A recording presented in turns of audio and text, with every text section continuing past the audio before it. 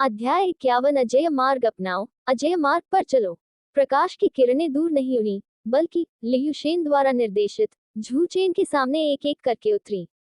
जब उस पर रोशनी फीकी पड़ गई, फिर एक के बाद एक झू चेन की आंखों के सामने चमकदार खजाने दिखाई देने लगे। ये सभी सुप्रीम हॉल की विरासतें हैं। अंदर 3 चीजें हैं। पहला आइटम सुप्रीम हॉल की सर्वोच्च विरासत है, 6 पद पुनर्जन्म स्वर्गीय तकनीक। ये शक्तिशाली तकनीकों का उपयोग करने की एक विधि है, जो उपयोगकर्ता को सबसे मजबूत हमले को अंजाम देने के लिए कई तकनीकों को एक साथ मिलाने और संयोजित करने की अनुमति देती है। दूसरा आइटम सुप्रीम हॉल द्वारा एकत्र की गई बहुमूल्य तकनीकों का संग्रह है। हालांकि ये तकनीकें 10 फियर्स तकनीकों जितनी शक्तिशाली नहीं हैं, फिर भी ये अत्यंत दुर्लभ प्राचीन तकनीकें हैं। इसे घास चरित्र की तलवार तकनीक कहा जाता है। ये तकनीक 9 स्वर्गों और 10 पृथ्वियों से उत्पन्न हुई है। पत्तियां तेज तलवारों की तरह हैं। कुल मिलाकर 9 तलवार का एक ही वार सितारों को चकनाचूर कर सकता है, जिससे यह अद्वितीय और दबंग बन जाता है।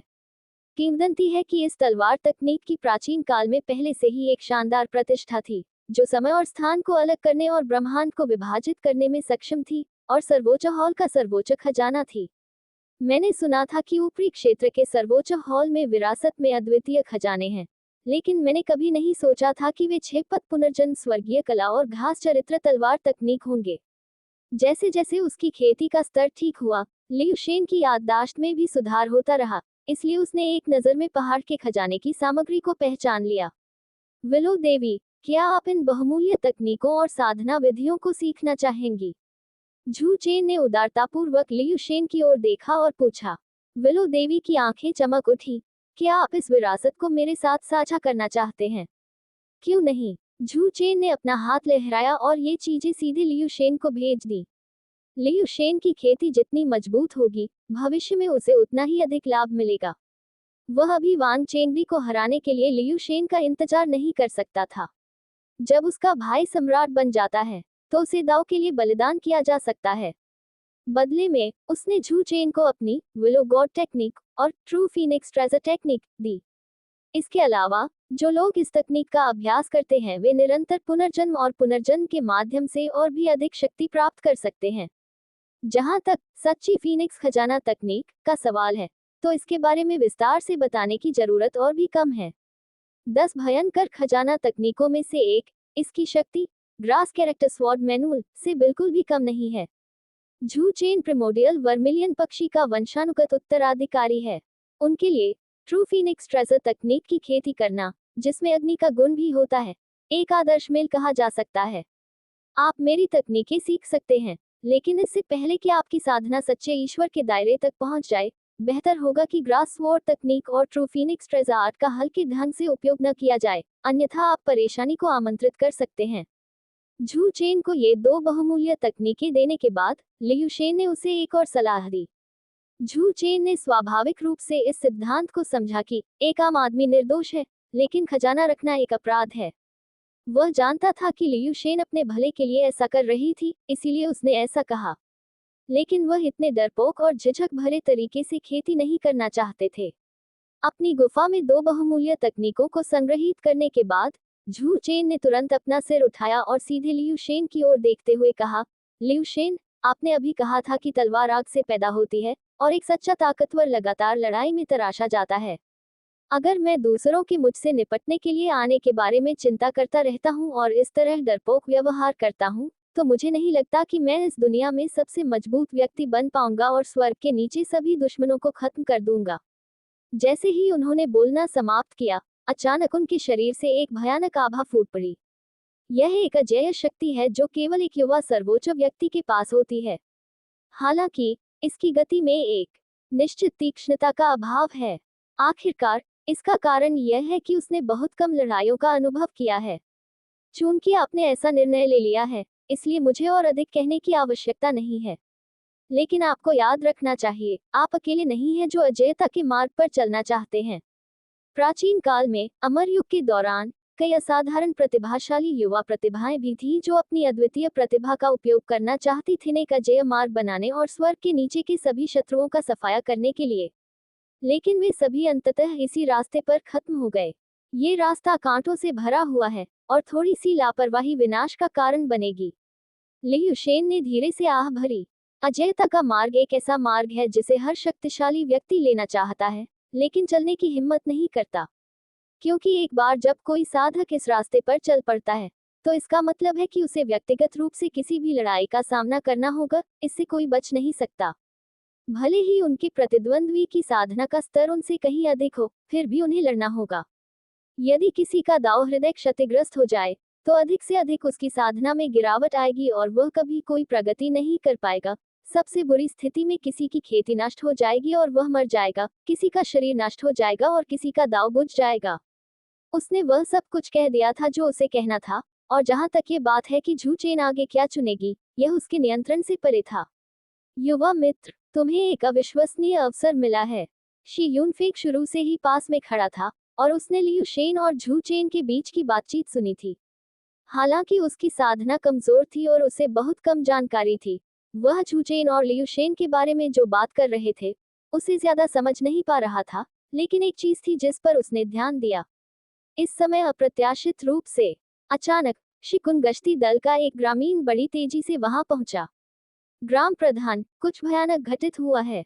ग्रामीण ने जोर से निगल लिया। उसकी अभिव्यक्ति भय से भरी थी और कहा, जब हम फायर किंगडम राजकुमारी के साथ शिकार करने गए, तो हमें डाकुओं के एक समूह का सामना करना पड़ा। उन्होंने न केवल हमारा शिकार चुराया बल्कि हम सभी को पकड़ने की भी कोशिश की। हमारे रिट्रीट को कवर करने के लिए फायर किंगडम की राजकुमारी अकेली पीछे रह गई।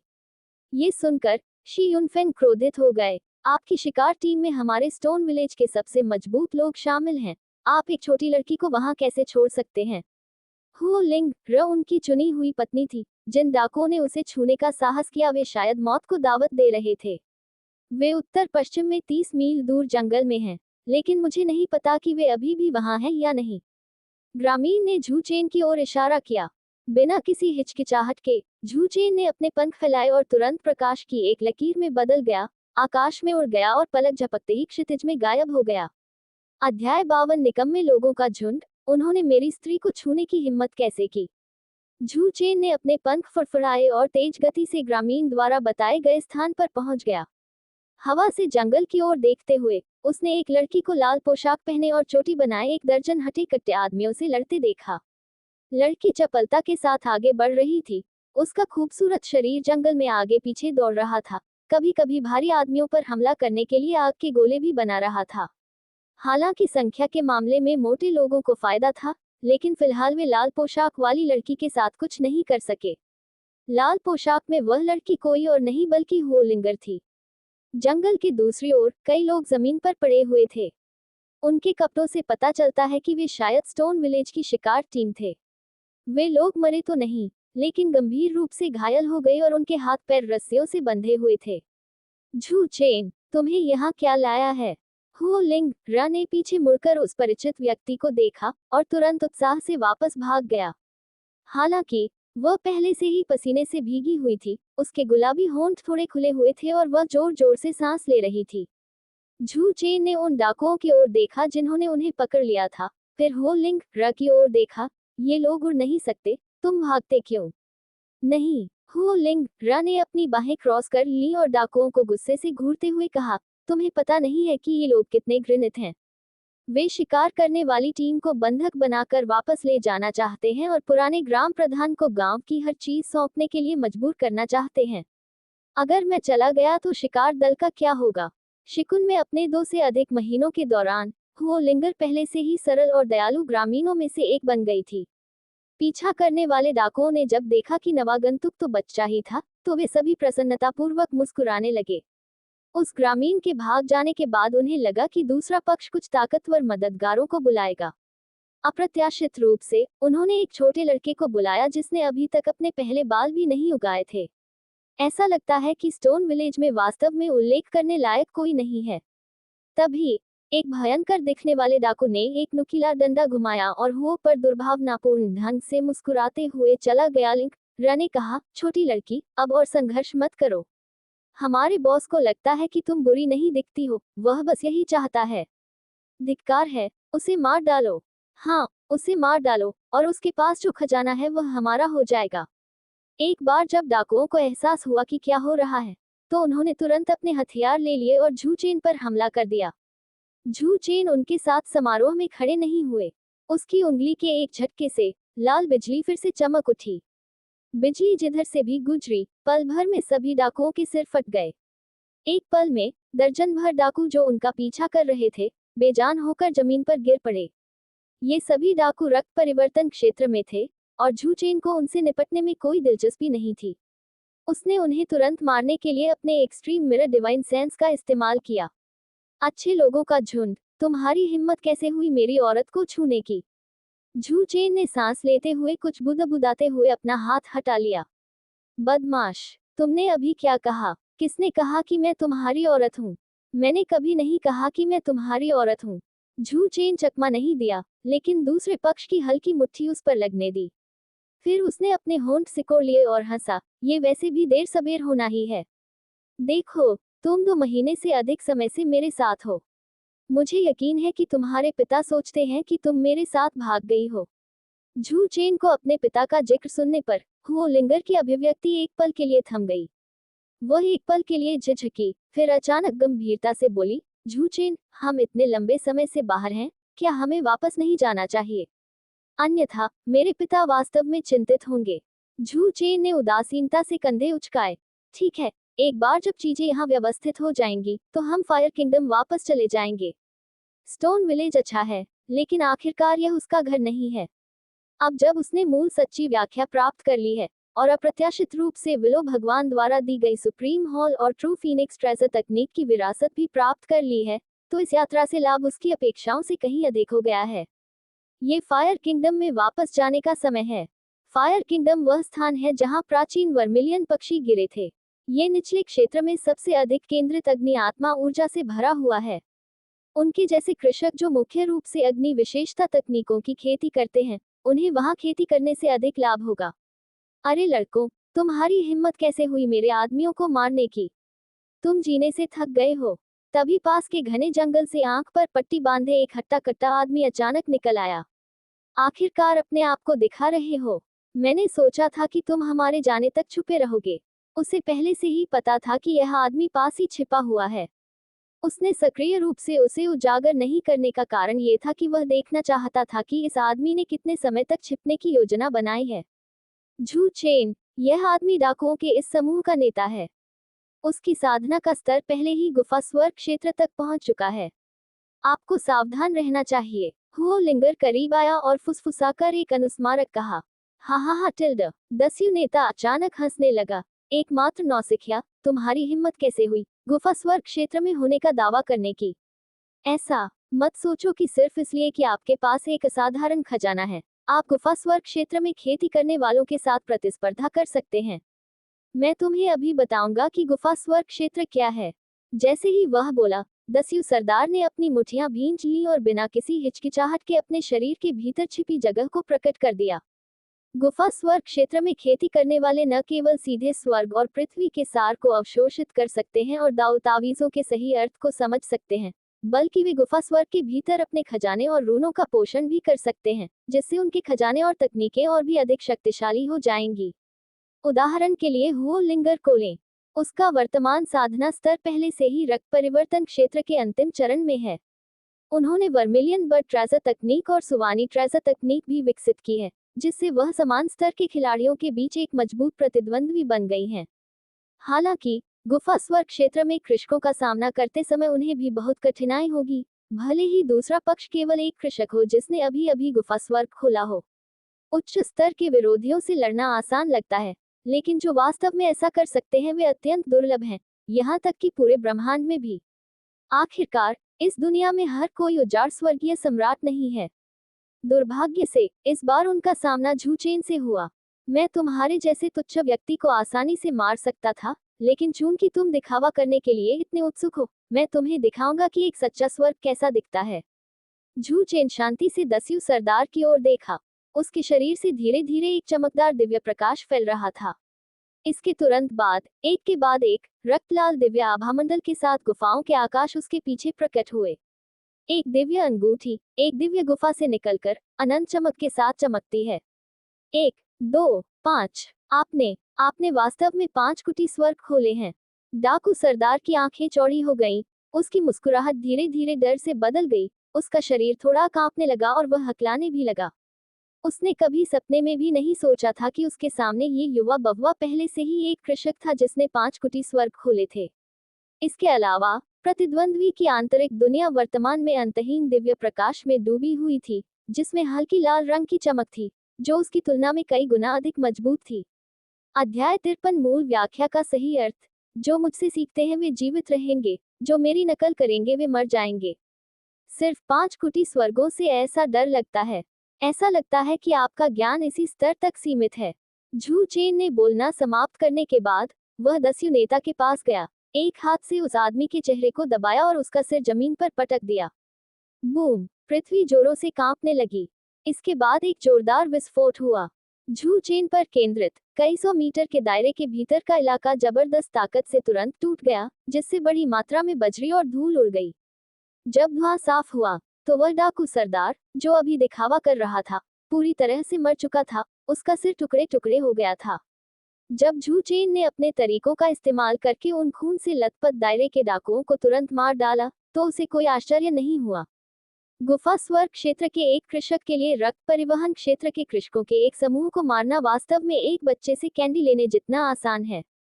हालांकि झू चेन ने पहले ही 5 गुफाओं के स्वर्ग खोल दिए हैं, उसी क्षेत्र के एक कृषक को मारना इतना आसान नहीं होना चाहिए, है ना?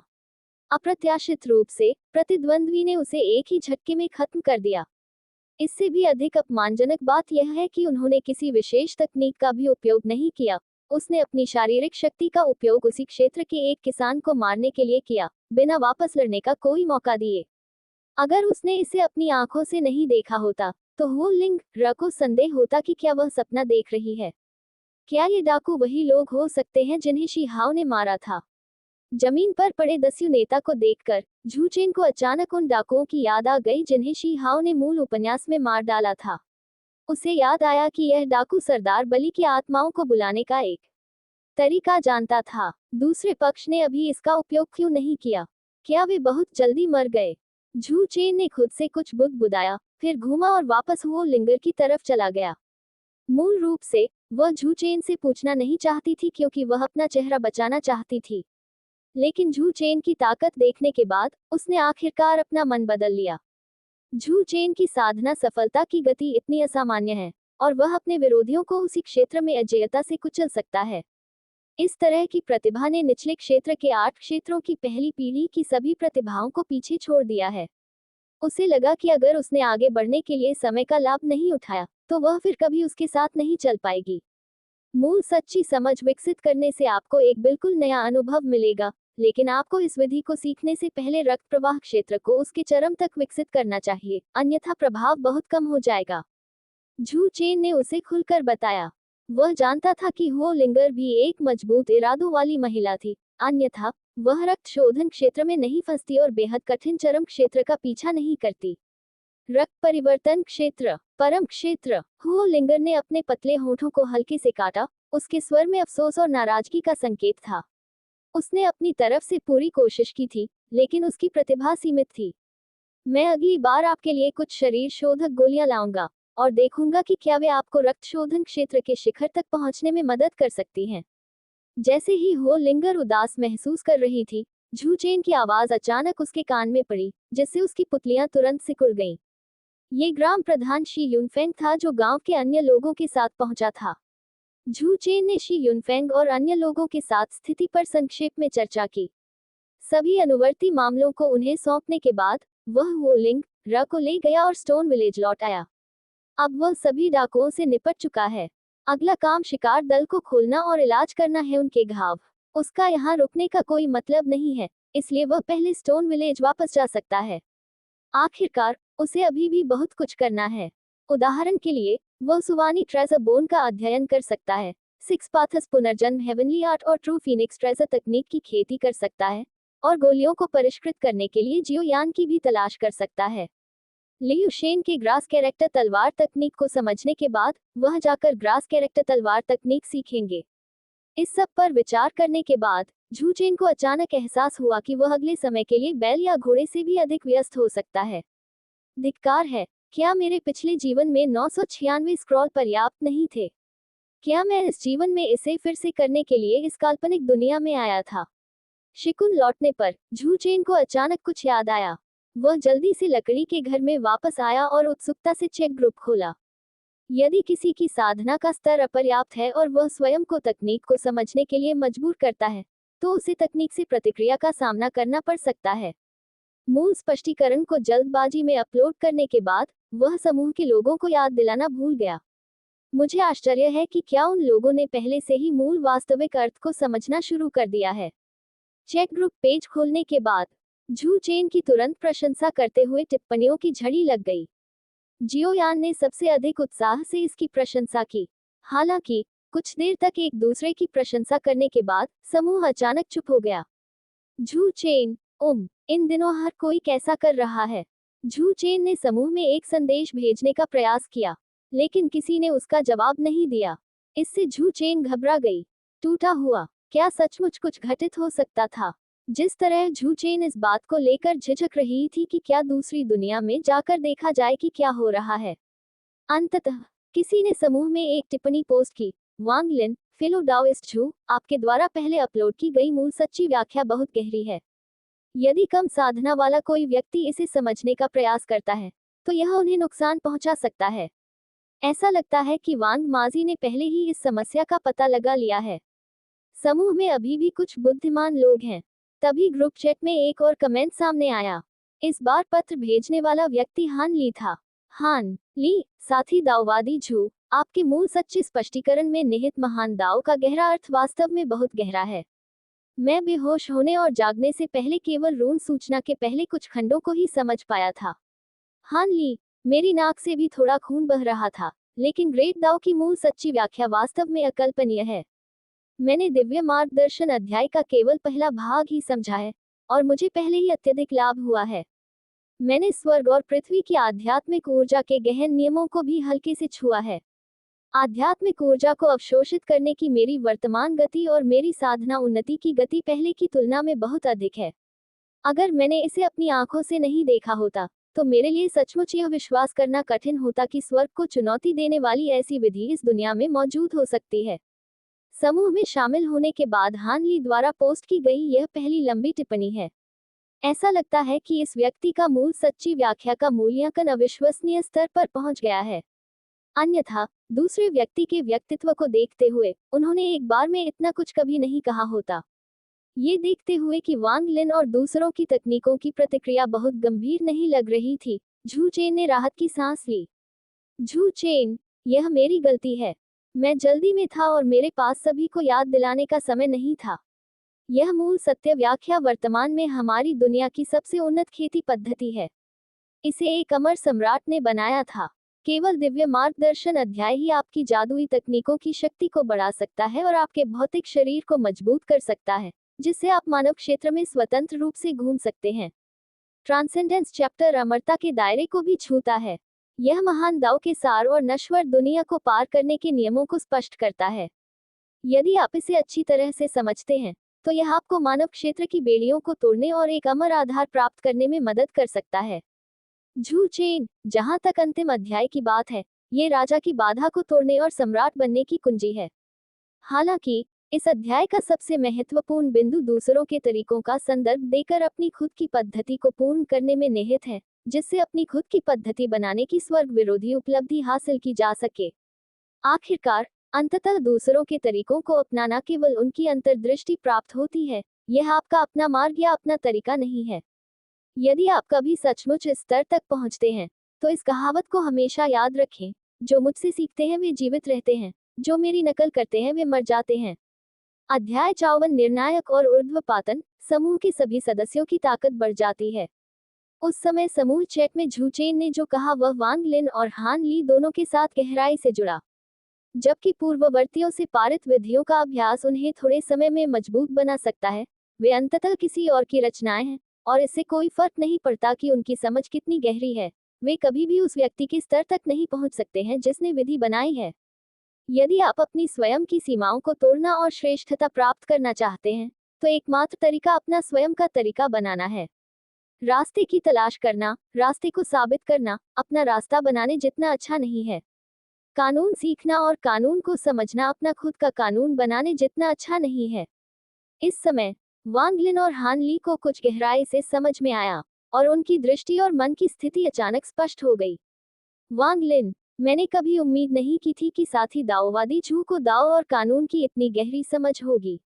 इस अनुभव से मुझे गहरी समझ प्राप्त हुई है और मैं अत्यंत आभारी हूँ। वांग लिन ने बिना किसी हिचकिचाहट के झू चेन के प्रति आभार व्यक्त किया। वह अब तक अनजान था, लेकिन झू चेन के शब्दों के बाद वह आखिरकार समझ गया। दूसरों के कानूनों से सीखकर अपने कानूनों में सुधार करें।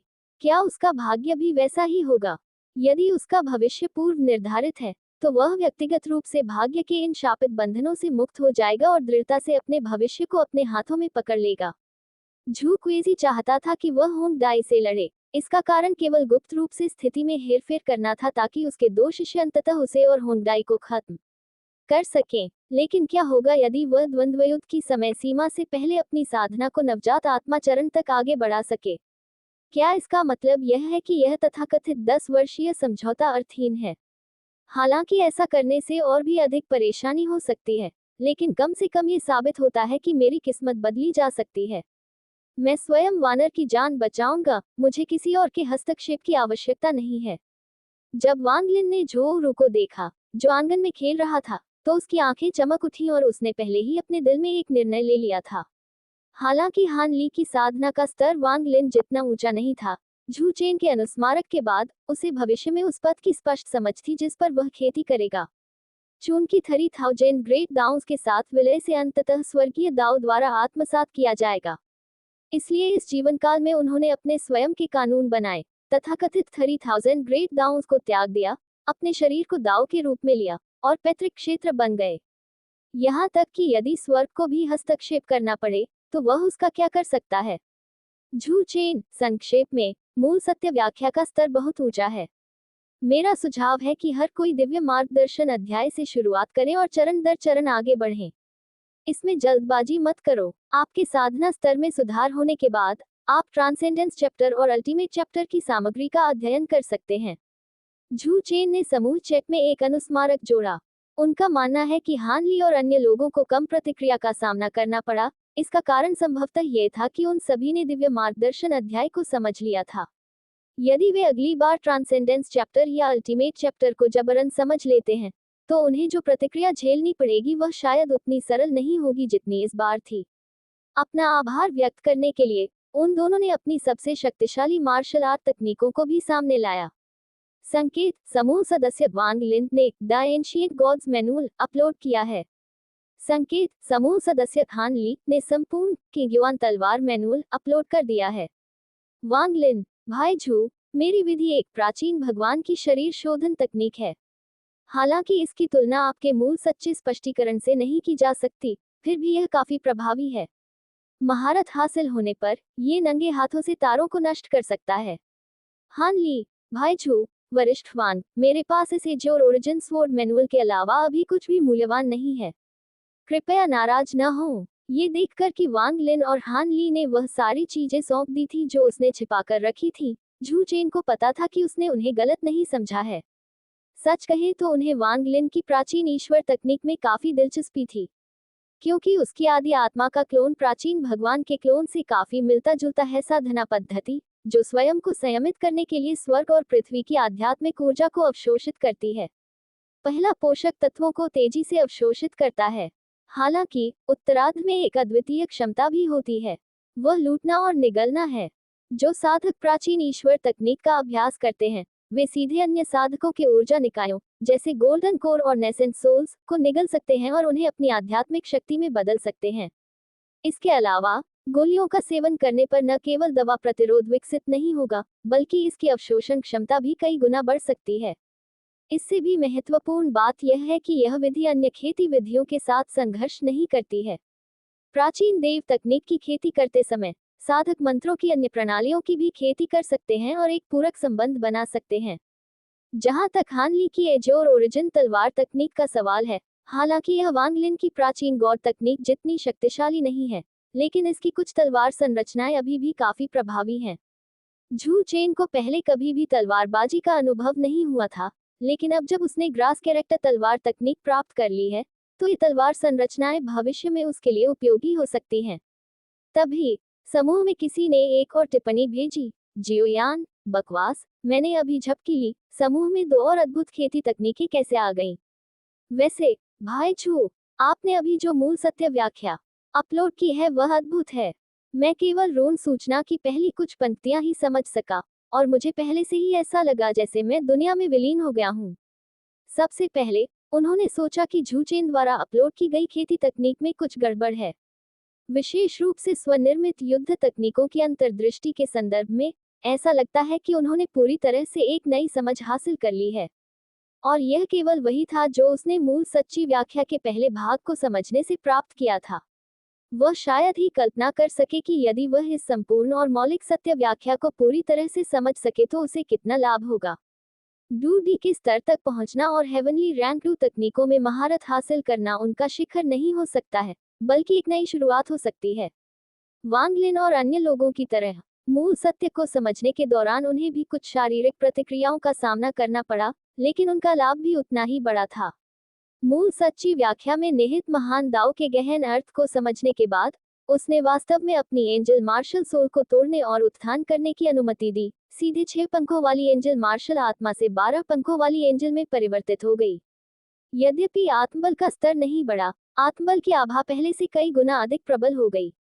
मैंने कभी उम्मीद नहीं की थी कि मेरा एंजल मार्शल सोल रूप आगे विकसित हो सकता है, 12 पंखों वाला देवदूत बन सकता है। यह महादूत स्तर पर एक परम मार्शल सोल है। एक सोल मास्टर की शक्ति उनकी मार्शल सोल से उत्पन्न होती है।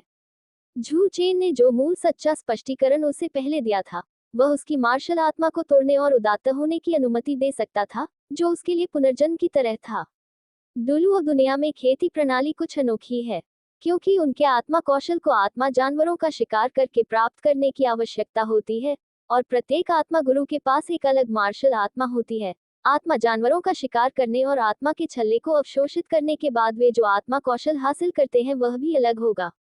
इसलिए कियान रेनिक्स सीधे तौर पर अपना एंजल सोल कौशल अपलोड नहीं कर सकती। वह समूह में मार्शल स्पिरिट खेती पर अपनी अंतर्दृष्टि साझा करने में सक्षम थी, जिसे पहले से ही बिना किसी आरक्षण के वापस देने वाला माना जाता है। अध्याय 55 मूल सत्य व्याख्या जोड़ मार्शल सोल सत्य शरीर इक्वल स्वर्ण शरीर धर्म स्वरूप। टैंग सेन की मां मुसीबत में पड़ने वाली है। कियान रेनिक्स हर कोई, मेरे पास कुछ भी विशेष रूप से मूल्यवान नहीं है। एकमात्र चीज जो मैं पेश कर सकता हूं वह है वर्षों से मार्शल सोल की खेती के बारे में मेरी अंतर्दृष्टि और समझ, जिसमें एंजल मार्शल सोल के सभी आत्मा कौशल शामिल हैं।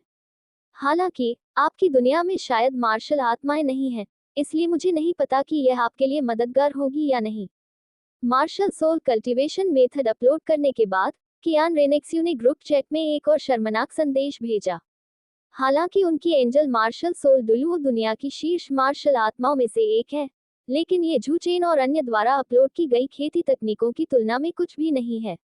उसने यह उम्मीद नहीं की थी कि समूह में हर कोई उसकी मार्शल स्पिरिट तकनीक सीखेगा। उसे केवल यही आशा थी कि वे उसकी ईमानदारी देख सकते थे।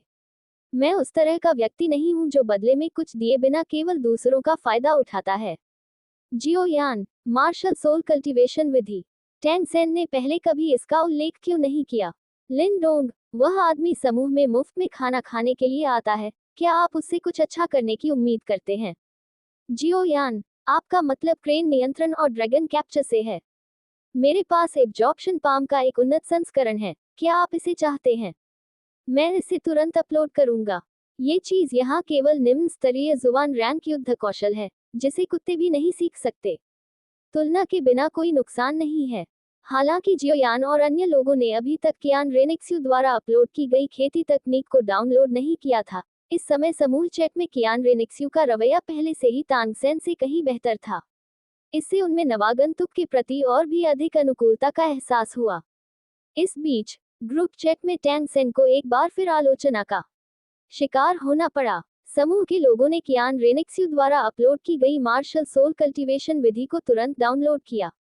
विचार करने योग्य एकमात्र बात 7वीं आत्मा कौशल, मार्शल सोल ट्रू फॉर्म है। यदि इस आत्मा कौशल को आध्यात्मिक शक्ति के साथ सक्रिय किया जाता है और मूल सच्ची समझ के साथ जोड़ा जाता है, तो यह वास्तव में धर्म शरीर के समान प्रभाव उत्पन्न कर सकता है। हालांकि इसे चलाने के लिए बैटल क्यूई और मौलिक शक्ति का उपयोग करने से गति थोड़ी कम हो जाती है, फिर भी यह एक महत्वपूर्ण बढ़ावा प्रदान करता है।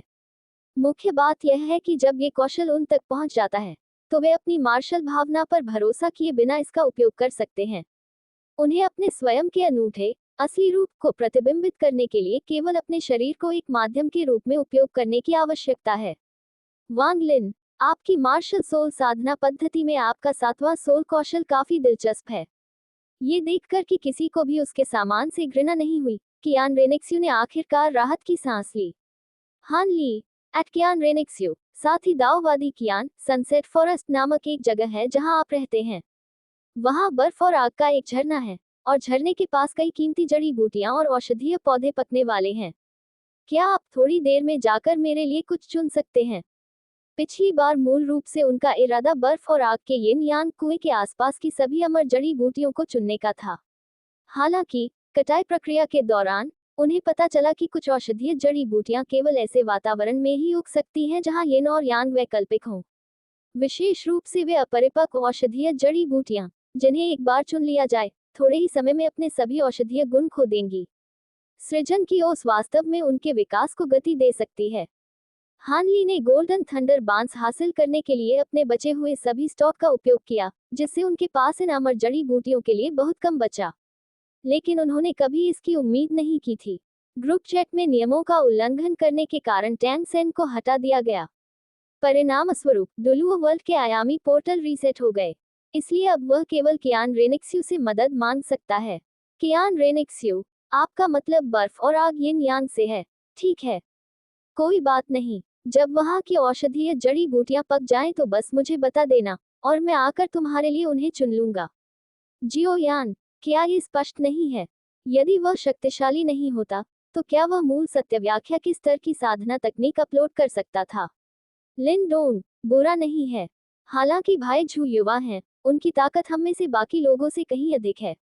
झू चेन ने बोलना समाप्त करने के बाद उन्होंने औषधीय जड़ी बूटियां लौटा दी जो जियोयान और अन्य लोगों ने पिछली बार भेजी थी, साथ ही प्राचीन प्रजातियों के कुछ कीमती रक्त भी। कीमती रक्त के इन प्राचीन अवशेषों का उपयोग शारीरिक स्थिति में सुधार के लिए स्टोन विलेज में औषधीय स्नान के लिए किया जा सकता है, और संभवतः इनका उपयोग कीमिया के लिए भी किया जा सकता है। यदि इसे परिष्कृत नहीं किया जा सकता है, तो इसे कीमिया फीस के लिए जियोयान को एक उपहार माने। जियोयान, कोई बात नहीं, कीमिया मुझ पर छोड़ दो। जियोयान तुरंत सहमत हो गया। वह भोजन को ठीक से पचाने के लिए कुछ समय लेने की योजना बना रहा है। एक ही समय पर 3 आकृतियां एक शिला के चारों ओर बैठी कुछ चर्चा कर रही थीं। ये 3 लोग कोई और नहीं बल्कि टैंग सेन थे, जिन्हें चेक ग्रुप में रिप्लेस कर दिया गया था, उनके पिता टैंग हाओ और जियोवू, जो किसी भी समय बलिदान देने के लिए तैयार थे। टैंग सेन ने अब टैंग हाओ को चेक ग्रुप के बारे में सच्चाई बता दी है। तांग हाओ ने पहले तो उस पर विश्वास नहीं किया, लेकिन जब उसके बेटे ने वर्मिलियन बर्ड ट्रेसर तकनीक, शेडो क्लोन तकनीक और ग्रेट इवोल्यूशन तकनीक का इस्तेमाल किया, तो उसने उस पर विश्वास करना शुरू कर दिया। ये सभी ऐसी तकनीकें थीं जो अस्तित्व में नहीं थीं। डुलुओ वर्ल्ड, उन्होंने दोनों से कहा कि उस समूह के सभी लोग नैतिक रूप से संदिग्ध थे, और यदि वह उनके साथ व्यवहार करना जारी रखेंगे, तो वह भी भटक सकते हैं, इसलिए उन्होंने समूह छोड़ने की पहल की। पिताजी, जियोवू, चिंता मत करो। हालांकि मैंने वह चेक ग्रुप छोड़ दिया है, लेकिन मैंने उनकी सभी तकनीकें सीख ली हैं। समय दिए जाने पर मैं निश्चित रूप से इस डुलुओ दुनिया में सबसे मजबूत बन जाऊंगा। इसके अलावा मैं अब इस दुनिया के बारे में कई रहस्य जानता हूँ। उदाहरण के लिए, हेवनडू साम्राज्य के जुकिंघे राजकुमार वास्तव में कियान रेनेक्स्यू थे, जो स्पिरिट हॉल के पोप बीबी डोम की बेटी थी। जब तक मैं इस जानकारी और संसाधनों को नियंत्रित करता हूँ, ये दुनिया अंततः हमारी होगी। स्पिरिट हॉल क्या है? यह मेरे लिए एक कदम के अलावा और कुछ नहीं है। टैंग सेन ने टैंग हाओ और जियोवू को अटूट निगाहों से देखा, उसका लहजा आत्मविश्वास से भरा था। फिर उसने विषय बदल दिया और तांग हाओ से पूछा, पिताजी, माँ का मूल स्वरूप अब आपके हाथों में होना चाहिए, है ना? तांग हाओ एक पल के लिए आश्चर्यचकित रह गया, फिर सिर हिलाया और कहा, हाँ, यह मेरे हाथ में है। क्या गलत है? टैंग सेन ने आत्मसंतुष्टि से मुस्कुराते हुए कहा, मैं एक ऐसी जगह जानता हूँ जहाँ माँ जल्दी ठीक हो सकती है। आइए पहले उसे वहाँ रोपें, ताकि उसे समय से पहले पुनर्जीवित किया जा सके। अध्याय 56। प्राचीन ईश्वर की पद्धति के साथ विलय, स्वर्ग और पृथ्वी की रचना पर जबरन कब्जा। बच्चे, क्या तुम सच कह रहे हो? जब तांग हाओ ने सुना कि उसकी पत्नी को समय से पहले पुनर्जीवित किया जा सकता है तो वह तुरंत उत्साहित हो गया। वह पिछले कुछ दिनों से हर दिन टैंग सेन और जियोवू की हरकतों को देख रहा था, और वह पहले से ही अविश्वसनीय रूप से निराश महसूस कर रहा था। यदि येन पहले जाग सकता, तो उसकी प्रेम प्रसन्नता जल्द ही समाप्त हो सकती थी। शायद तब हमारा दूसरा बच्चा हो सकता है। टैंग परिवार की वंशावली इतनी मजबूत है कि टैंग सेन अकेले युवाओं की वर्तमान पीढ़ी को खत्म कर सकता है, और यहाँ तक कि स्पिरिट हॉल की गोल्डन जनरेशन भी उसकी तुलना में फीकी है। यदि उसके अधिक बच्चे हो सकते हैं, तो उसे मात्र स्पिरिट हॉल से क्या डर होगा? बेशक ये सच है। उस जगह को आइस एंड फायर येन यांग आई कहा जाता है। यह एक ऐसी जगह है जहाँ स्वर्ग और पृथ्वी का सार इकट्ठा होता है।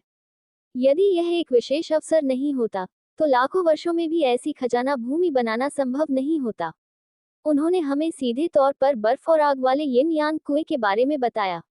ये सुनकर कि दुनिया में ऐसा खजाना मौजूद है, तांग हाओ की आंखें चौड़ी हो गईं, और उसने तुरंत जाकर इसे देखने का फैसला किया। हालांकि इससे पहले उन्होंने सबसे पहले अपनी पत्नी द्वारा छोड़ी गई आत्मा की हड्डी तांग सेन को सौंपी थी। ये 100,000 साल पुराना ब्लू सिल्वर एम्परर सोलबोन न केवल उड़ने की क्षमता रखता है, बल्कि इसमें अद्वितीय पुनर्योजी गुण भी हैं। जंगल की आग, वसंत ऋतु में तान सेन ने डोलुओ कॉन्टिनेंट उपन्यास पढ़ा था और स्वाभाविक रूप से इस आत्मा की हड्डी से बहुत परिचित थे। खुद को सोल बोन से लैस करने के बाद उसे तुरंत महसूस हुआ कि वह वापस सामान्य स्थिति में आ गया है। इस समय उसे अचानक उस शर्मनाक स्थिति की याद आ गई जिसका उसने सामना किया था जब वह नश्वर खेती की दुनिया में उड़ नहीं सकता था, और उसकी आंखों में तिरस्कार की भावना झलक उठी। हम्फ्टिल्ड, हानली, अब मुझ में भी उड़ने की क्षमता आ गई है। आपको खुशी होनी चाहिए कि मैंने वह चेक ग्रुप छोड़ दिया और आप लोगों से संपर्क पूरी तरह खत्म कर दिया। अन्यथा, यदि आप दोबारा डुलुओ विश्व में आने का साहस करते हैं, तो मैं सुनिश्चित करूंगा कि आप कभी न जाएं। सनसेट फॉरेस्ट उस स्थान से ज्यादा दूर नहीं है जहां तांग सेन और उसके दोस्त वर्तमान में स्थित हैं। टैंग सेन, टैंग हाओ और जियोवू के साथ केवल आधे दिन में वहां पहुंचे। हालांकि जब वे बर्फ और आग के येन यांग कुएं पर पहुंचे, तांग सेन एक पल के लिए रुकने से खुद को रोक नहीं सके। उन्होंने पाया कि कई औषधीय जड़ी बूटियां पहले ही चुनी जा चुकी थीं। जो कुछ बचा था वह अपरिपक्व अमर जड़ी बूटियां थीं। बच्चा, क्या हुआ? क्या यहाँ कोई समस्या है? तांग हाओ ने देखा कि तांग सान गुस्से में था और तुरंत उससे एक सवाल पूछने के लिए आया। ये कुछ भी नहीं है। शायद ये बूढ़ा आदमी डुगुबो पहले यहाँ आया था और उसने कुछ परिपक्व अमर जड़ी बूटियां उठाई थी। टैंग सेन ने एक पल सोचने के बाद कहा। जब वह अंदर आया तो उसने पहले ही परिवेश का अवलोकन कर लिया था और जेड स्केल 7 एब्सोल्यूट फ्लावर्स के बारे में कुछ भी असामान्य नहीं था। इससे पता चलता है कि जिस व्यक्ति ने उन जादुई जड़ी बूटियों को उठाया था उसने इस जगह को बहुत महत्व दिया था। यदि यह जियोयान और उसके जैसे लोग होते, तो पिछली बार मेरे प्रति उनकी नफरत को देखते हुए वे निश्चित रूप से उन अपरिपक्व अमर जड़ी बूटियों को जबरन चुन लेते या इस खजाने की भूमि को भी नष्ट कर देते। यह असंभव है कि वे उसका साथ छोड़ दे ये अपरिपक्व अमर जड़ी बूटियां। इसलिए उनका मानना था कि जिस व्यक्ति ने उन अमर जड़ी बूटियों को चुना था वह डुगुबो ही रहा होगा। आखिरकार उनके अलावा केवल वह बूढ़ा डुगुबो ही इस जगह के बारे में जानता था। पिताजी, आपको पहले माँ को रोकना चाहिए। आप डुगुबो के बारे में निश्चिंत हो सकते हैं। मैं बाद में माँ के पास एक निशान छोड़ दूंगा। अगर वह दोबारा आता है, तो वह निश्चित रूप से माँ को नहीं छुएगा। टैंग सेन, टैंग हाओ को सघनतम आध्यात्मिक ऊर्जा वाले स्थान पर ले गया और उसे ब्लू सिल्वर सम्राट लगाने का इशारा किया। तांग हाओ को पता था कि उसके बेटे का पॉइजन डुलुओ के साथ अच्छा रिश्ता है, इसलिए उसने इसके बारे में ज्यादा नहीं सोचा और निर्णायक रूप से अपने पैरों पर एक गड्ढा खोदा, ध्यान से अपनी पत्नी को वहां रख दिया। जैसे ही इसकी जड़ें बर्फ और आग येन यांग कुएं के विशेष वातावरण के तहत मिट्टी में धंसी, ब्लू सिल्वर सम्राट ने धीरे धीरे और भी अधिक चमकदार आत्मा प्रकाश उत्सर्जित किया। इससे उन्हें अपने बेटे द्वारा पहले कही गई बातों के प्रति और भी अधिक विश्वास हो गया। ये जगह सचमुच मेरी पत्नी को जल्दी ठीक होने में मदद कर सकती है। रात जल्दी बीत गई। अगली सुबह जल्दी। Perfect world, stone village wooden house. बसने की एक रात के बाद झू चेन ने अंततः सुन्नी ट्रेस तकनीक को पूरी तरह से समझ लिया। क्योंकि उन्होंने पहले से ही मूल सच्ची व्याख्या तैयार कर ली थी, उन्होंने सुवानी खजाना तकनीक को समझने की प्रक्रिया में बेहद मजबूत और यांग थंडर कानून का एक अंश भी समझ लिया। इसके अलावा उन्होंने अपने खाली समय का उपयोग वांग लिन की प्राचीन ईश्वर तकनीक और हान ली की एजोर ओरिजिन स्वॉट तकनीक को डाउनलोड करने के लिए भी किया। दोनों के विलय के बाद जिस गति से आदिम आत्मा क्लोन ने स्वर्ग और पृथ्वी की आध्यात्मिक ऊर्जा को अवशोषित किया, वह काफी बढ़ गई। हाथ के एक झटके से कोई कम से कम 10 मिलियन जिन का बल लगा सकता है। एक ही मौके से, यहाँ तक कि बिना किसी विशेष तकनीक का उपयोग किए, एक पर्वत श्रृंखला को एक पल में टुकड़ों में विभाजित किया जा सकता है। केवल एक रात में झू चेन की ताकत फिर से काफी बढ़ गई थी। एकमात्र अफसोस उन 2 इंपीरियल गोलियों का है। झू चेन ने मूल रूप से सोचा था कि उन 2 इंपीरियल गोलियों को निगलने के बाद उसे छठी गुफा स्वर्ग को सफलतापूर्वक खोलने में सक्षम होना चाहिए। आखिरकार वह पुराने मास्टर द्वारा व्यक्तिगत रूप से परिष्कृत किया गया एक शीर्ष श्रेणी का अमृत था। 2 गोलियों के सेवन और शोधन के बाद भी वह अपना छठा कुटी स्वर्ग खोलने में असफल रहा। ऐसा लगता है कि एक दिव्य रिंग ग्रोटो स्वर्ग को खोलने के लिए आवश्यक आध्यात्मिक ऊर्जा एक सामान्य ग्रोटो स्वर्ग की तुलना में बहुत अधिक है। अगर ऐसा है, तो अकेले फायर किंगडम के संसाधन निश्चित रूप से पर्याप्त नहीं होंगे यदि मैं 10 दिव्य रिंग ग्रोटो स्वर्ग को खोलना चाहता हूँ। संसाधनों के बिना, भले ही वह एक काल्पनिक दुनिया में स्थानांतरित हो गया और एक कृषक बन गया, फिर भी वह जीवन भर दूसरों के द्वारा उत्पीड़ित, एक नीच बोझ होने वाला जानवर बनकर रह जाएगा। इस विचार को मन में रखते हुए झू चेन की नजर अनायास ही हो लिंग र पर पड़ी, जो उसके बगल में गहरी नींद में सो रहा था। अध्याय 57। नश्वर खेती की दुनिया में एक समूह का स्थानांतरण। शून्य स्वर्ग महल कालकोठरी खुलती है। हालांकि इस समय हो लिंगर अभी भी बहुत छोटी थी, वह पहले से ही एक सुंदर युवा महिला बन गई थी। अगर यूनुन पके आड़ू की तरह है, मीठा और रसदार, इस समय हो लिंगर एक चेरी की तरह है जो पकने वाली है। इसका स्वाद थोड़ा कसला हो सकता है, लेकिन ये बिल्कुल अविश्वसनीय रूप से मीठा है। धिक्कार है, मैं ऐसी बात के बारे में कैसे सोच सकता हूँ। यह मेरी अपनी पत्नी है, वह देर सबेर मेरी होगी। इसके अलावा लियुशेनशी गांव में है। अगर मैं यहाँ ऐसा कुछ करता, तो लियुशेन मेरे बारे में क्या सोचती। झू चेन ने अपने सिर को जोर से हिलाया और अपने दिमाग में अभी अभी उभरी पिक्सेलयुक्त छवियों को हटाने की कोशिश की। लानत है, ये सब टैंग सेन की गलती है। ग्रुप में इस तरह के लड़के के साथ समय बिताने से मेरे अपने विचार गंदे हो गए हैं। खुद को पूरी तरह से शांत करने के लिए झू चेन ने खुद का ध्यान भटकाने के लिए किसी से बात करने के इरादे से जल्दी से चेक ग्रुप खोला। हालांकि जैसे ही उसने ग्रुप चेक पेज खोला, हान ली का संदेश भी उसी समय सामने आया। हान ली @झू चेन @वांग लिन। भाई झू, वरिष्ठ वांग, मुझे अभी थोड़ी परेशानी का सामना करना पड़ा है। क्या आप दोनों कृपया मेरी मदद कर सकते हैं। झू चेन ये संदेश देखकर कुछ कहने ही वाला था। हान ली, साथ ही दाओवादी जियो, कृपया गलत न समझें। इस बार मुझे जिस परेशानी का सामना करना पड़ा वह काफी कठिन है और इसे हल करने के लिए मुझे कुछ शक्तिशाली सहायकों की आवश्यकता है। जियो यान, पवित्र बकवास। क्या आप कह रहे हैं कि मैं कूड़ा हूं और आपकी मदद नहीं कर सकता? बिल्कुल नहीं, मैं इस बार आपको गलत साबित करने के लिए यहाँ आ रहा हूँ। जल्दी करें और आयामी पोर्टल खोलें, अन्यथा मैं इसे खोलने के लिए भाई झू को ढूंढूंगा। लिन डोंग, ठीक है, अगर कोई झगड़ा हो तो आप मुझे कैसे नहीं बुला सकते। चैट समूह के नियमों के कारण वह पिछली बार डुलुओ महाद्वीप में तानसेन को मारने में सक्षम नहीं हो पाया था, और तब से उसके हाथों में खुजली हो रही थी। वह अपनी हताशा को बाहर निकालने के लिए किसी की तलाश कर रहा था। हालांकि 2 व्यक्तियों के उत्साह का सामना करने पर हान ली को नुकसान हुआ। ऐसा नहीं था कि वह जियो यान और लिन डोंग को मदद के लिए नहीं बुलाना चाहता था। हालांकि इस बार उन्हें जिस परेशानी का सामना करना पड़ा, उसमें कई नेसेंसोल स्तर के कृषक शामिल थे। उसने पहले जियो यान और लिन डोंग की ताकत देखी थी। उनकी नज़र में एकमात्र लोग जो अब उनकी मदद कर सकते थे वे थे वांग लिन, जिनके पास नेसेंसोल स्टेज की खेती थी, और झू चेन, जिनकी ताकत अथाह थी। झू चेन, ठीक है, मैं भी अपने कौशल का परीक्षण करना चाहता हूँ। जैसे ही हान ली विचार कर रहा था, झू चेन का संदेश अचानक चैट समूह में दिखाई दिया। हान ली, धन्यवाद, साथ ही दाओवादी झू। हान ली बहुत खुश हुआ। समूह चैट में उन्हें धन्यवाद देने के बाद उन्होंने तुरंत अपना स्वयं का आयामी पोर्टल खोला। उसी समय झू चेन ने भी आयामी मार्ग के माध्यम से सीधे शून्य स्वर्ग पैलेस में कदम रखा। हालांकि जैसे ही वह प्रकट हुआ, उसने तुरंत महसूस किया कि कई अमित्र निगाहें उस पर पड़ रही हैं। झू चेन ने उन लोगों को नजरअंदाज कर दिया और इसके बजाय अपने ऊपर स्थित शानदार महल परिसर की ओर देखा। अपने अनुभव से उन्होंने स्वाभाविक रूप से इस जगह को एक ही नजर में पहचान लिया। साथी दाओइस्ट झू, इस बार आपकी परेशानी के लिए धन्यवाद। उसी समय हानली की आवाज का प्रसारण अचानक उसके दिमाग में गूंज उठा। झू चेन ने पलट कर देखा। हानली एक अज्ञात कोने में खड़ा था, क्लाउड स्टेपिंग जूते पहने हुए था और किसी प्रकार की भागने की तकनीक वाली हाथ की सील बना रहा था। ऐसा लग रहा था कि वह किसी भी क्षण भागने वाला था। झू चेन ने कुछ कहने के लिए अपने होंठ हिलाए, लेकिन तभी उसके पास शून्य में एक विकृति दिखाई दी।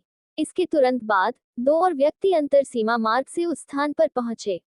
ये दो लोग कोई और नहीं बल्कि जियो यान और लिन डोंग थे। हानली, साथी दाओवादी जियो, साथी दाओवादी लिन, आप दोनों को यहाँ क्या लाया है?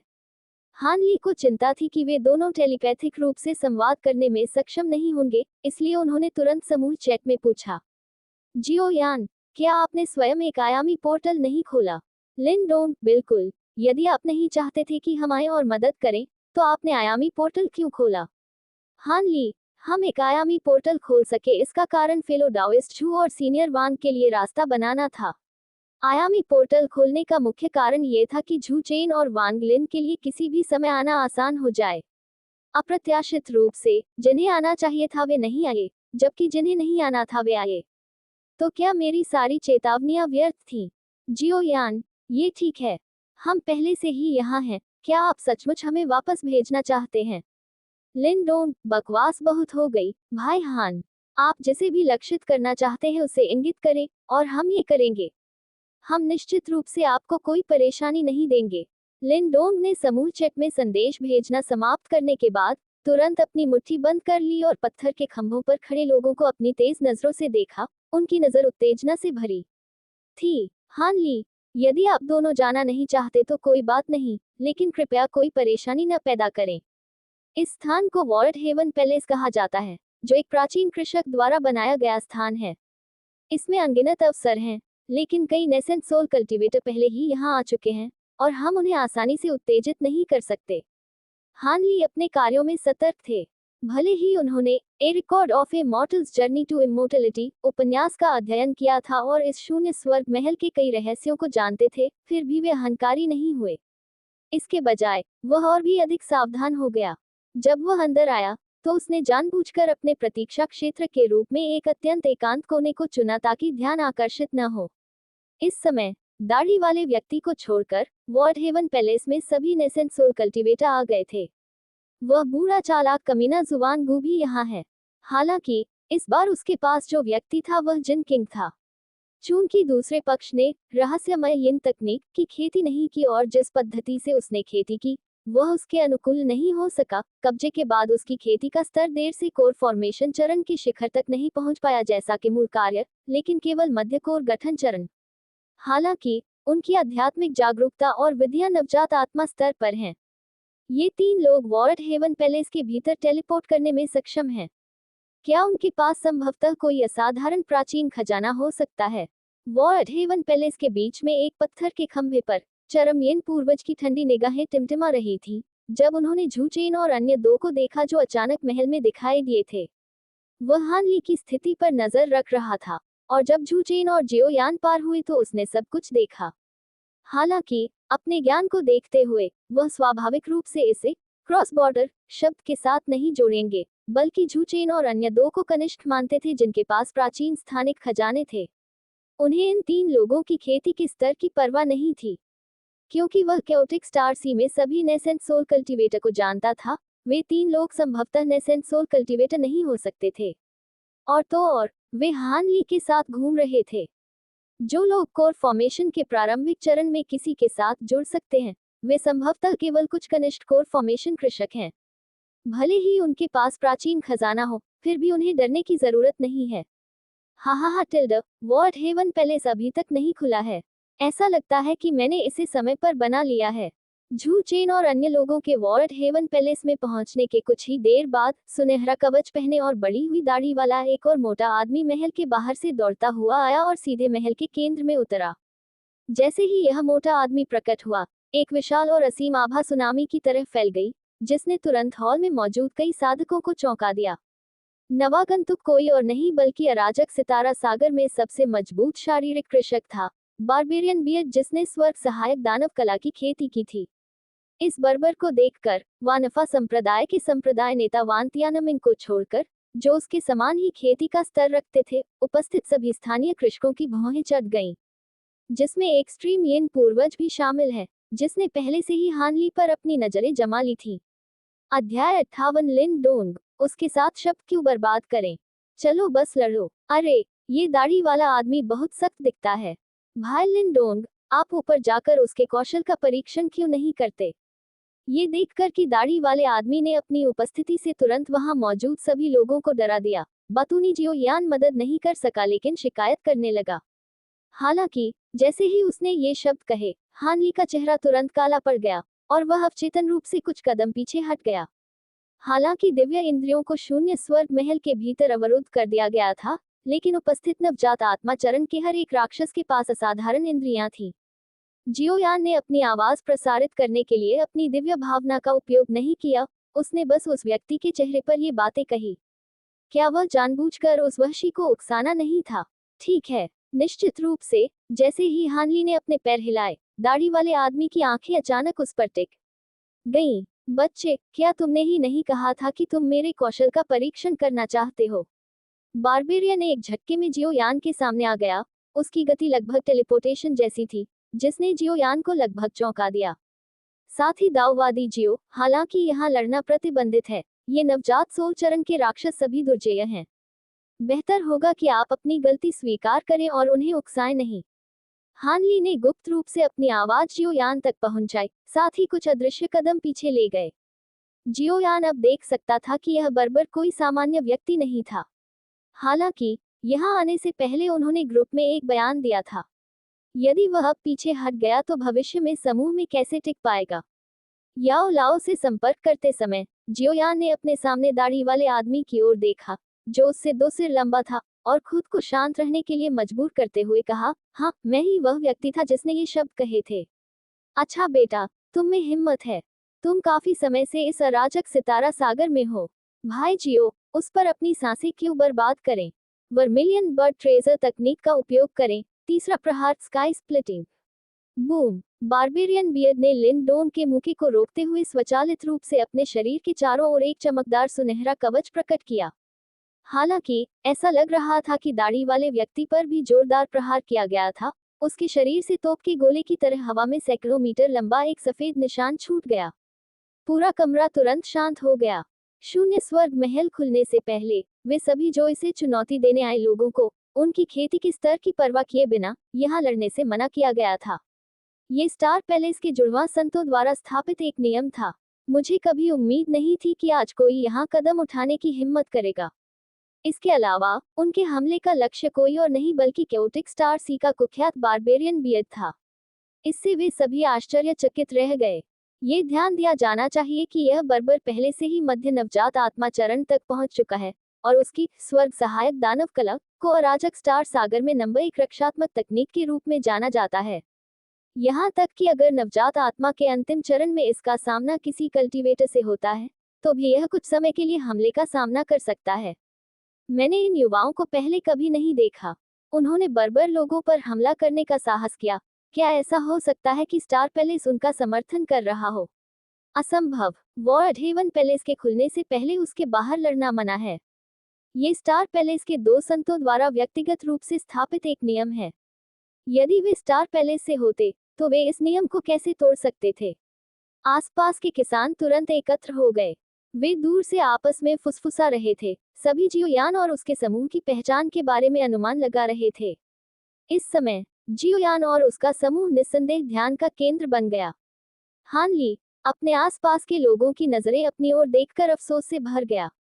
जब से उन्होंने अमरता की खेती शुरू की है, तब से उन्होंने हमेशा कम प्रोफाइल बनाए रखी है, और जब तक परिस्थितियों से मजबूर नहीं किया जाता तब तक वह कभी भी कोई खतरनाक काम नहीं करते। वह कभी भी किसी ऐसे वरिष्ठ का खंडन करने का साहस नहीं करेगा जिसका साधना स्तर उससे ऊंचा हो। अप्रत्याशित रूप से जियोयान की वजह से वह एक सेलिब्रिटी बन गया है जो हर किसी का ध्यान आकर्षित करता है। मैं जानता था कि यह आदमी इतनी लापरवाही से काम करेगा। मैंने ग्रुप चैट में झू चेन और वांग लिन को निजी तौर पर मैसेज किया था, मैं सार्वजनिक चैट चैनल में क्यों पोस्ट कर रहा हूँ? अरे लड़के, तुम यह मांग रहे हो?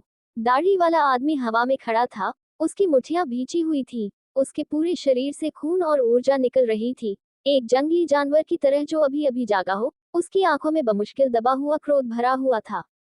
लिन डोंग ने एक बार फिर वर्मिलियन बर्ड ट्रेजर तकनीक का इस्तेमाल किया, जादू से बल को तोड़ने का प्रयास किया। हालांकि उसकी खेती अपर्याप्त थी और वर्मिलियन बर्ड ट्रेजर तकनीक की वृद्धि के बाद भी वह अभी भी बर्बर लोगों के गुस्से वाले हमले का सामना नहीं कर सका और सीधे उड़ा दिया गया। ये देखकर कि किसी और ने हस्तक्षेप किया है, दाढ़ी वाले व्यक्ति ने और भी अधिक शक्तिशाली आभा प्रकट की। वह अपने दाहिने पैर से बाहर निकला। जैसे ही जमीन टूटी, चमकदार सुनहरी रोशनी में लिपटी मुट्ठी शून्य को चीरते हुए बिना किसी हिचकिचाहट के लिन डोंग के चेहरे पर जा गिरी। इससे पहले कि दाढ़ी वाले आदमी की मुट्ठी जमीन पर गिरे, उसे पहले से ही एक पहाड़ की तरह अत्यधिक दबाव की आभा महसूस हुई। तभी झू चेन ने अचानक लिन डोंग के कपड़े पकड़ लिए और उसे अपने पीछे खींच लिया। उसी समय उसने एक कदम आगे बढ़ाया और सीधे उस बर्बर व्यक्ति की मुट्ठी पर मुक्का मारा जो उसकी ओर आ रहा था। बूम! कुछ नेसेंट सोल कल्टीवेटर्स को छोड़कर दर्शकों में मौजूद बाकी सभी लोग शॉकवेव से सैकड़ों मीटर दूर उड़ गए। दाढ़ी वाले आदमी की आंखें चौड़ी हो गईं, जिससे एक अभूतपूर्व झटका लगा।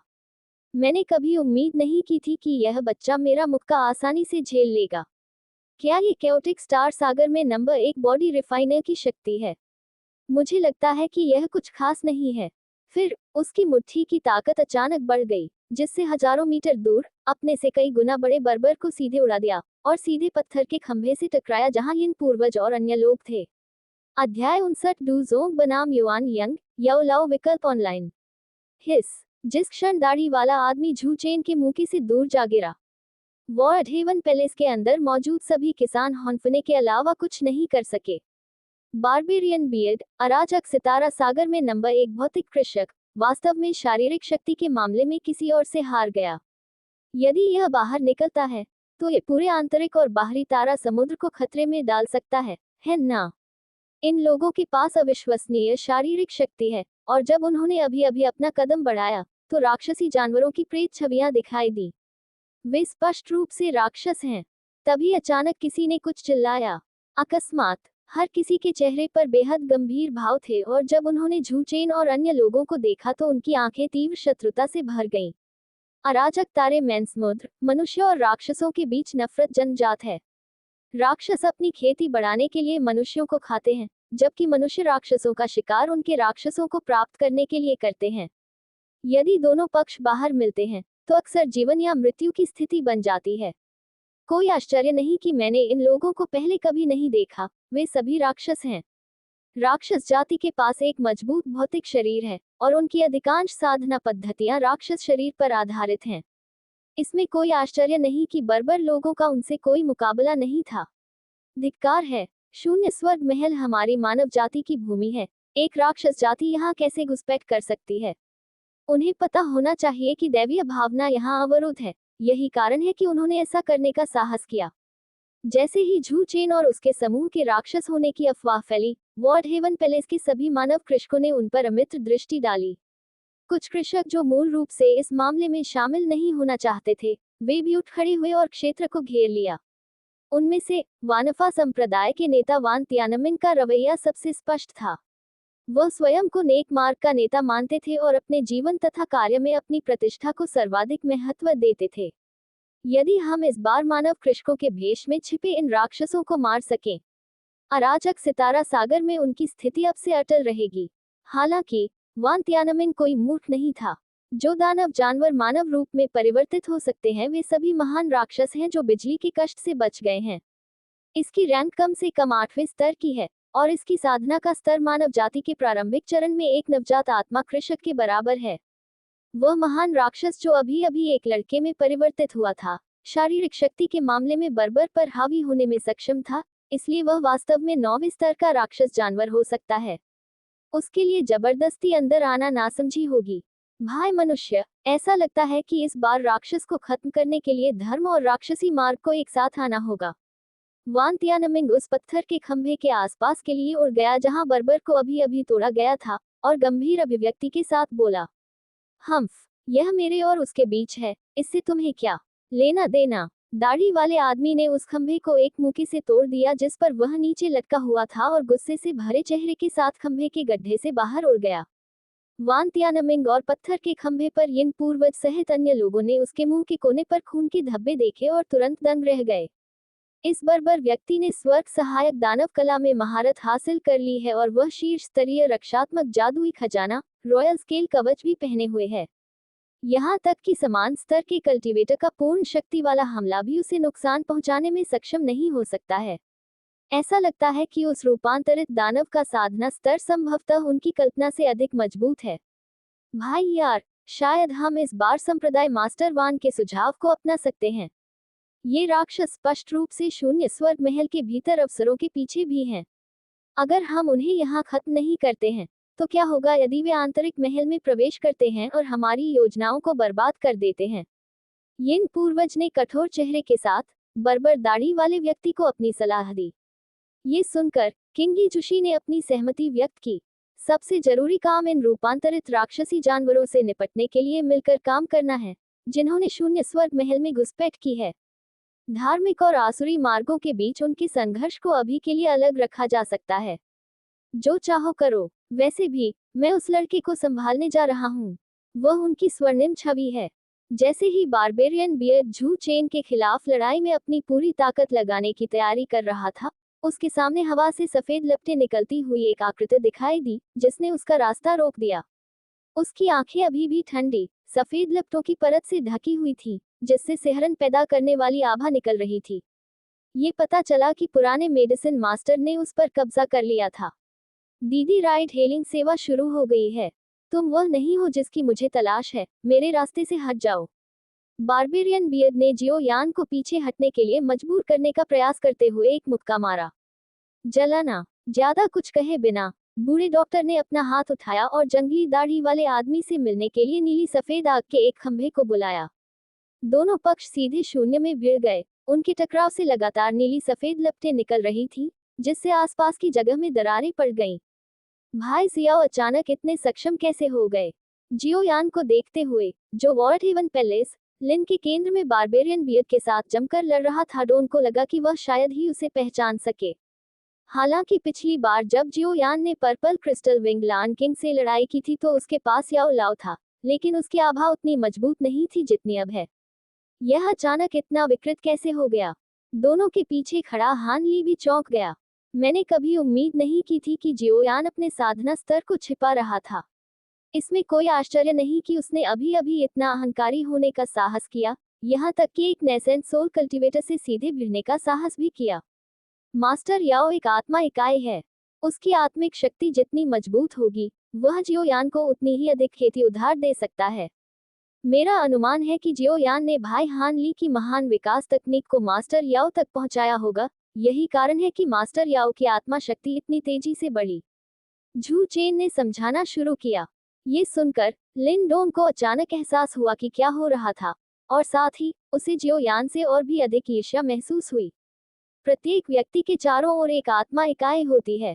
जियो यान याओ लाओ के पास क्यों हो सकता है? मेरा अपना सेबल क्यों नहीं हो सकता? क्या ये सचमुच इसलिए है क्योंकि मनुष्य और ट्रांसजेंडर लोग मौलिक रूप से भिन्न हैं? याओ लाओ के पास मौजूद जियो यान 6 या 7 सितारा डूजों के स्तर तक पहुंच गया है। इनिशिएट स्पिरिट कोर फायर और AJIO loads earth core fire का उपयोग करने में अपने बेहतर कौशल के साथ वह उस दाढ़ी वाले व्यक्ति से लड़ने में कामयाब रहे, जो एक गुंडम चला रहा था। कुछ समय तक कोई भी पक्ष बढ़त हासिल नहीं कर सका। भाई मैन उनमें से एक को अकेले ही पकड़ रहा है। संप्रदाय मास्टर वान, हम अपनी चाल कब आगे बढ़ाएंगे? चरम यिन पूर्वज ने बारबेरियन बियर्ड और जियो यान के बीच लड़ाई से अपनी नजर हटा ली। वान तियानमिंग की ओर मुड़े और पूछा, ये बर्फ है? वान तियानमिंग की आंखें चमक उठी और उसने तुरंत अपने हाथ में एक हरे शासक के आकार की लंबी तलवार पकड़ ली। शून्य स्वर्ग महल के द्वार के ऊपर से अचानक एक गहरी गूंजती आवाज आई, वॉर्ड हेवन पैलेस के अंदर लड़ना मना है। यदि आप दोनों नहीं रुकते हैं तो मुझे असभ्य होने के लिए दोष न दें। उनमें से एक व्यक्ति सुनहरे और सफेद रंग का लबादा और हुड पहने हुए था। यद्यपि महिला कृषक का चेहरा बैंगनी घूंघट से ढका हुआ था, जो उसकी विशेषताओं को छुपा रहा था, फिर भी वह उज्ज्वल, जीवंत आंखों और एक सुंदर आकृति के साथ आश्चर्यजनक रूप से सुंदर थी। वह निश्चित ही एक दुर्लभ सुंदरी थी। अध्याय 60 हानली को लिन डोंग द्वारा बहुत बुरी तरह धोखा दिया गया था। वे 3 कृषक जो इस समय वॉर्ड हेवन पैलेस के गेट के ऊपर दिखाई दिए, वे कोई और नहीं बल्कि थे ये स्टार पैलेस के 2 बुजुर्ग और वंडरफुल साउंड संप्रदाय के संप्रदाय नेता जी लिंग थे। बीच में खड़ा सफेद वस्त्रधारी व्यक्ति कोई और नहीं बल्कि स्टार पैलेस के सबसे बड़े बुजुर्ग जिनकुई थे। ये व्यक्ति स्टार पैलेस ट्विन सेंस का कनिष्ठ भाई है। उसकी ताकत मध्य नवजात आत्मा चरण के चरम पर पहुंच गई है, जिससे वह बारबेरियन बियर्ड और वान तियानमिंग से भी अधिक शक्तिशाली हो गया है। बुजुर्ग जिनकुई, 3 परिवर्तित राक्षसों ने इस जगह में घुसपैठ की है। हम इस मामले से निपट रहे हैं, लेकिन ये 3 राक्षस बहुत शक्तिशाली हैं। हमारे लिए उन्हें अपनी ताकत से दबाना मुश्किल होगा।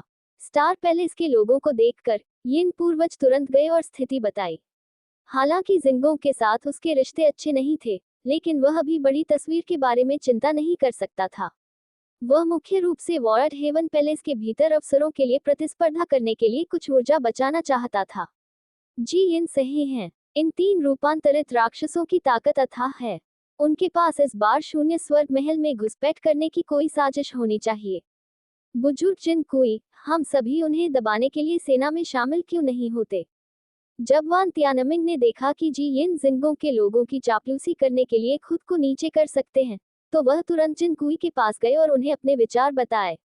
स्टार पैलेस के लोग हमेशा अपने काम में सावधानी बरतते हैं, और वह प्रयास करने वाला अकेला व्यक्ति नहीं बनना चाहता था, जबकि ये लोग बस खड़े होकर देखते रहे। हालांकि हान ली थोड़ा पीछे खड़ा था। इस वरिष्ठ हान के बारे में उसकी समझ के आधार पर ये तथ्य कि वह वहां खड़ा था, उन 3 रूपांतरित राक्षसों से संबंधित होना चाहिए जिनका वान तियानमिंग ने उल्लेख किया था। हम स्टिल्ड, मैंने तुम्हें पहले ही चेतावनी दे दी है, लेकिन तुम दोनों अभी भी नहीं रुके हो। तो फिर मुझे असभ्य होने के लिए दोष मत दो। जिनकुई को वान तियानमिंग और जी यिन की बातों पर पूरी तरह से विश्वास नहीं था, लेकिन ये तथ्य कि बर्बर और याओ लाओ अभी भी वॉर्ड हेवन पैलेस के अंदर जमकर लड़ रहे थे, उन्हें गुस्सा आ गया। बारबेरियन बियर्ड अभी भी जिनकुई से काफी सावधान था। वह देखकर दूसरा पक्ष वास्तव में क्रोधित था। वह तुरंत अनिच्छा से पीछे हट गया। बेटे, इस दुनिया में खेती करने वाले सभी बहुत शक्तिशाली हैं। बेहतर होगा कि तुम सावधान रहो। मेरी आत्मिक शक्ति अभी तक पूरी तरह से ठीक नहीं हुई है। अगर इससे भी मजबूत कोई आ गया, तो तुम लोग खतरे में पड़ सकते हो। ये देखकर याओ लाओ ने पीछा नहीं किया। उन्होंने जियो यान को कुछ निर्देश दिए और फिर उसके शरीर का नियंत्रण दूसरे पक्ष को लौटा दिया। हालांकि उन्होंने अपनी खेती वापस नहीं ली। हालांकि जैसे ही वह अब अपने गुस्से को दबा नहीं सका और सब कुछ की परवाह किए बिना जियो यान को तोड़ना चाहता था, अचानक यिन पूर्वज की आवाज उसके दिमाग में गूंजी, भाई यार, कृपया शांत हो जाओ। हम खजाने को पुनः प्राप्त करने के लिए वॉर्ड हेवन पैलेस में आए थे। यहाँ अपनी ऊर्जा क्यों बर्बाद करें? स्टार पैलेस के लोगों को इसे संभालने दें। जबकि उनसे पहले के 3 परिवर्तित राक्षस निश्चित रूप से परेशान करने वाले थे। वान तियानमिंग और उनका समूह, जो खुद को धर्मी मानते थे, भी कोई धक्का देने वाले नहीं थे। यिन पूर्वज नहीं चाहते थे कि बारबेरियन बियर्ड अपनी जादुई शक्ति का बहुत अधिक उपयोग यहाँ करे। अन्यथा एक बार जब वे शून्य स्वर्ग महल में प्रवेश करेंगे, तो वान तियानमिंग और उनका समूह निश्चित रूप से सबसे पहले उन्हें, राक्षसी खेती करने वालों को निशाना बनाएंगे। हालांकि बर्बर लापरवाह था। वह चरम यिन पूर्वज के शब्दों के पीछे के अर्थ को समझता था। इन तीनों रूपांतरित राक्षसों के पास अत्यंत शक्तिशाली भौतिक शरीर हैं।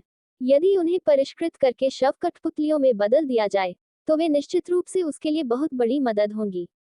हालांकि ये देखना बाकी है कि जिनकुई इस मामले पर क्या प्रतिक्रिया देंगे। यदि दूसरा पक्ष यहाँ इन 3 रूपांतरित राक्षसों को मारना चाहता, तो संभवतः वह इसमें शामिल नहीं होता। वान तियानमिंग, यिन पूर्वज और अन्य सभी के अपने अपने विचार थे और उन्होंने झूचेन और अन्य पर दोबारा हमला नहीं किया। इसके बजाय वे सभी जिनकुई के आसपास एकत्र हुए, जिससे ऐसा प्रतीत हुआ जैसे वह नेता थे। हालांकि झूचेन को नहीं पता था कि ये लोग गुप्त रूप से क्या साजिश रच रहे थे, लेकिन वह अपनी छोटी छोटी हरकतों से अनुमान लगा सकता था कि वे क्या कर रहे हैं। इस संसार में मानव खेती करने वाले सभी चालाक और विश्वासघाती हैं। ये वास्तव में उल्लेखनीय है कि हान ली ऐसे माहौल में बड़ा होने में सक्षम था। वह कुछ नहीं बोला, लेकिन वही खड़ा रहा। जिन कुई और हेवनली पैलेस पर खड़े अन्य लोगों को ध्यान से देखता रहा। उनकी आभा इतनी शक्तिशाली थी कि इसने उनके आसपास के कई लोगों का ध्यान आकर्षित किया। उन्होंने कभी उम्मीद नहीं की थी कि कोई वॉर्ड हेवन पैलेस के भीतर स्टार पैलेस के ग्रैंड एल्डर को उकसाने की हिम्मत करेगा। वान तियानमिंग ने उस पत्थर के खंभे को देखकर भौहें चढ़ा ली, जहां झुचेन खड़ा था, और उसके दिल में गुस्से की लहर दौड़ गई। वह पत्थर का खंभा ही उसका स्थान हुआ करता था। हाँ हाँ, भाई झू अद्भुत हैं। जब जियो यान ने झू चेन को सबसे ऊंचे पत्थर के खंभे पर खड़ा देखा, तो उसने तुरंत वहां भी टेलीपोर्ट किया। हान ली ने अंततः झू चेन को एक टेलीपैथिक संदेश भेजने से पहले काफी देर तक झिझकते हुए कहा, भाई झू, मैं आपका समर्थन करने के लिए वहां मौजूद रहूंगा, बस किसी भी स्थिति में। हालांकि जैसे ही उसने अपनी आवाज प्रसारित करना समाप्त किया, लिनडोंग ने पलटकर उसे पुकारा, भाई हान, तुम अभी भी वहां किस लिए खड़े हो? जल्दी से यहाँ आओ। हान ली। जैसे ही लिनडोंग चिल्लाया, जिन कुई और अन्य सभी ने अपना ध्यान हान ली की ओर किया। हान ली पूरी तरह से लकवाग्रस्त हो गया था। तभी जिन कुई ने अंत में कहा, साथी दाववादियों, मैं जिन कुई, स्टार पैलेस का ग्रैंड एल्डर हूँ। वॉर्ड हेवन पैलेस में आपकी पिछली लड़ाई नियमों के खिलाफ थी, लेकिन यह मानते हुए कि यह आपका पहला अपराध था, मैं इसका पीछा नहीं करूंगा। हालांकि वॉर्ड हेवन पैलेस में आने वाले हर व्यक्ति के पास वॉर्ड हेवन मानचित्र का एक टुकड़ा होना चाहिए। मुझे आश्चर्य है कि क्या आप में से किसी के पास वॉर्ड हेवन मानचित्र का एक टुकड़ा है। जिन कुई अब बहुत मुश्किल स्थिति में है। इसके अलावा वे लोग उस बर्बर दाढ़ी वाले आदमी के सामने भी असहाय थे, जिससे पता चलता है कि उनकी ताकत किसी भी तरह से सामान्य नहीं है। हालांकि अब यहाँ के सभी कृषकों का मानना है कि वे लोग रूपांतरित राक्षस हैं। यदि वह उनकी अनदेखी करेंगे तो भविष्य में स्टार पैलेस की प्रतिष्ठा पर संभवतः असर पड़ेगा।